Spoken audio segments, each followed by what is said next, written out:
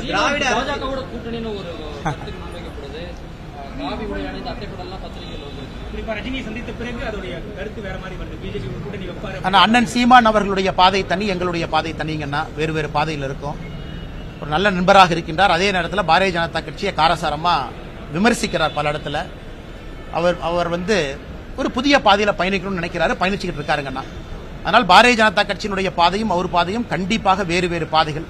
அதனால் அவருடைய பாதையில் அவர் போகட்டும், எங்க பாதையில் நாங்க போறோம்.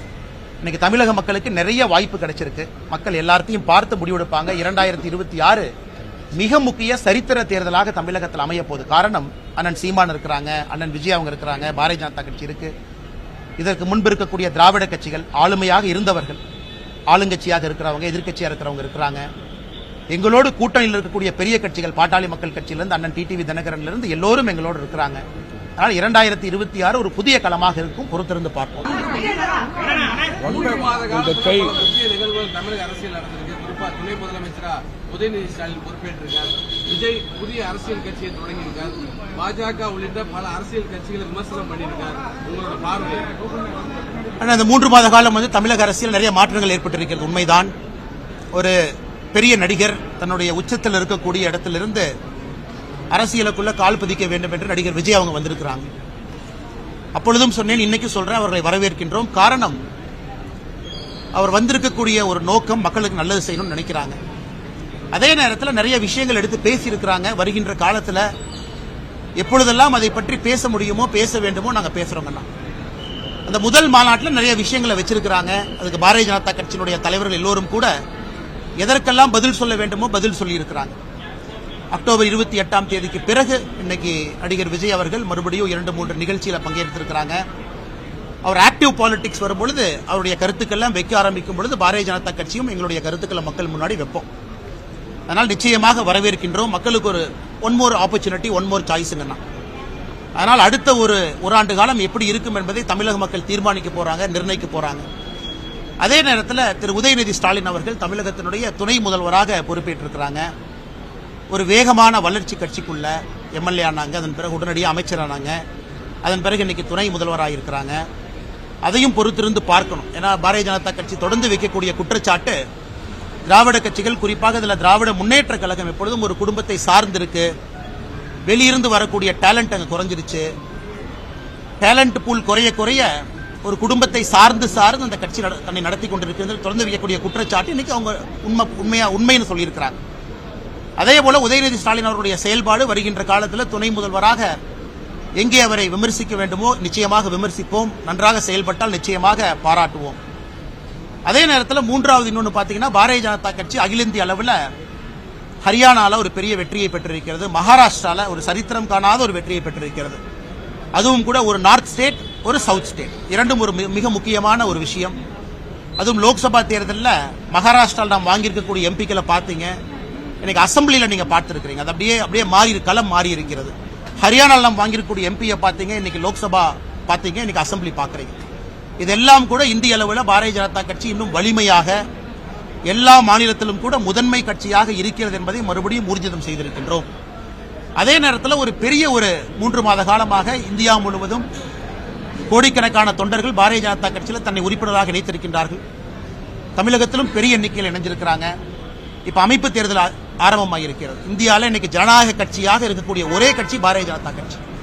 உறுப்பினர்கள் இணைந்த பிறகு ஒரு கட்டத்திலும் தேர்தல் நடத்தி கிளை தலைவரிலிருந்து மாநில தலைவர் வரை தொண்டர்களால் தேர்ந்தெடுக்கப்பட்டு அதன் பிறகு தேசிய தலைவர் தேர்ந்தெடுக்கப்படுறாங்க. இதெல்லாம் பாரதிய ஜனதா கட்சி எல்லா அரசியல் கட்சிகளுக்கு முன்பு ஒரு பாடத்தை சொல்லியிருக்கின்றோம், சொல்லிக் கொண்டிருக்கின்றோம். ஒரு உண்மையான ஜனநாயக கட்சி. இதெல்லாம் அந்த 3 மாத காலத்தில் மக்கள் முன்னாடி இருக்குங்கண்ணா.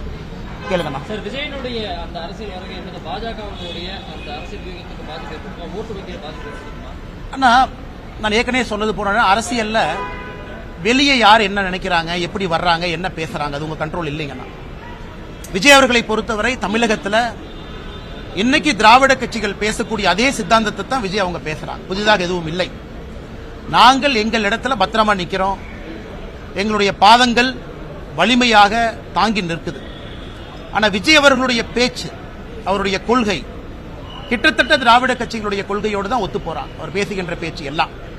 அதனால் இது யாருக்கு பாதிப்பு ஏற்படும் என்பதை பொதுமக்கள் எல்லோரும் கூட கணிச்சிட்டாங்க.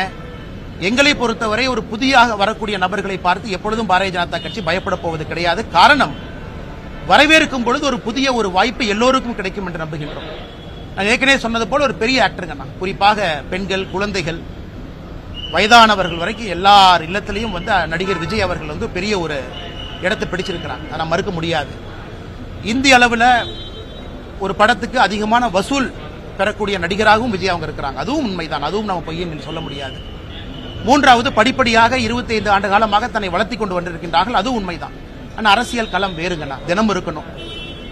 அக்டோபர் 28க்கு பிறகு விஜய் அவர்கள் எத்தனை முறை வெளியே வந்திருக்கிறாங்க நீங்களே சொல்லுங்கண்ணா. அரசியல் வந்து 365 நாட்கள் இருக்கணும், கீழே இருக்கணும். வெற்றி தோல்வி சாதாரணமாக வந்து கொண்டே இருக்கும். அதனால் இதற்கு விஜய் எப்படி தன்னை ரெடி பண்ணிக்கிட்டு இதுல ஜெயிப்பார் அப்படிங்கிறது அவருக்கு தாங்க நீங்க கேட்கணும். ஆனா எங்களை பொறுத்தவரை எங்களுக்கு யாரின் மீதும் பயம் இல்லை. ஏன்னா இன்னைக்கு திராவிட கட்சிகள் 3ஆக பிரிந்திருப்பதாக நான் பார்க்கின்றேன். தமிழகத்தை பொறுத்தவரை திராவிட கட்சிகளுக்கு இருக்கக்கூடிய ஓட்டு என்பது 3ஆக இன்னைக்கு பிரிஞ்சிருக்கு. பாரதிய ஜனதா கட்சியினுடைய தேசிய வாக்கு என்பது இன்னைக்கு அதிகமாயிட்டு போகுது. அதனால் விஜய் அவர்களை நிச்சயமாக நாங்கள் வரவேற்கின்றோம். ஏன்னா புதியவர்களை வந்து நம்ம யாரும் தடுக்க கூடாதுங்கண்ணா. கொள்கை நிறைய விஷயங்கள் சொல்லுவாங்க, சில இடத்துல நிச்சயமா பாரதிய ஜனதா கட்சி எதிர்த்து பேசுவாங்க. அது அரசியல் என்பது நடக்கத்தான் செய்யுங்கண்ணா. அப்பொழுது நாங்கள் காரணம் சொல்ற இடத்துல நாங்கள் சொல்றோம். விஜய் அவர்களை கேள்வி கேட்கின்ற இடத்தில் நாங்கள் கேள்விகள் கேட்கிறோம். அமைச்சர் செந்தில் பாலாஜி கோவைக்கு திரும்ப வந்து அமைச்சராக பொறுப்பமைக்கப்படலாம், சிறந்த செயல்பாடுகள் இருக்காங்க. நீங்க அவரோட பங்களிப்பு எப்படி பாக்குறீங்க? அரசியல் குற்றச்சாட்டு அரசுக்கு வந்து ஏன்னா இது ஒரு இந்திய அரசியல் இன்னைக்கு 2 கட்சிகள் தான் ஒரு வித்தியாசமான பாதையில பயணிக்கிறாங்க. ஒன்று ஆம் ஆத்மி கட்சி, இன்னொன்று திராவிட முன்னேற்ற கழகம். அதாவது ஒரு குற்றச்சாட்டு ஊர்ஜிதமான பிறகு, அவங்களுடைய bail petition multiple time reject ஆன பிறகு, அவங்க இன்னைக்கு வெளியே வந்திருப்பது கிட்டத்தட்ட சார்ஜ் ஷீட் போட்டாங்க, அதற்கு மேல என்கொயரி பண்றதுக்கு ஒன்றும் இல்லை என்பதற்காக நீதிமன்றம் பெயில் கொடுத்திருக்கிறாங்க. ஆனா ஒரு நிரபராதியை கொண்டாடுவது போல நம்முடைய முதலமைச்சர் மு.க. ஸ்டாலின் அவர்கள் செந்தில் பாலாஜி அவர்களை கொண்டாடிட்டு இருக்கிறாங்க. இது ஆச்சரியம். இதேதான் ஆம் ஆத்மி கட்சியில் நடக்குது. இன்னைக்கு ஆம் ஆத்மி கட்சியினோட நிலைமையை நினைச்சு பாருங்க. அதனால் இது புதிது கிடையாது.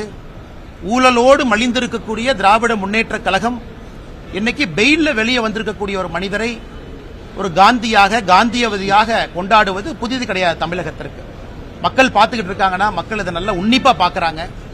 கிட்டத்தட்ட இந்த புதிய அமைச்சர்களுடைய அந்த பதவியேற்பு என்பது அவர்களுக்காகவே நிறுத்தி வைக்கப்பட்டதை போல முதலமைச்சர் எத்தனை நாளா காத்துக்கிட்டு இருந்தார். அதனால் இதை பற்றி நான் அதிகமாக பேசுவதை விட தமிழக மக்கள் அதெல்லாம் பார்க்கறாங்க. வருகின்ற காலத்தில் அவங்க பதிலடி கொடுப்பாங்க.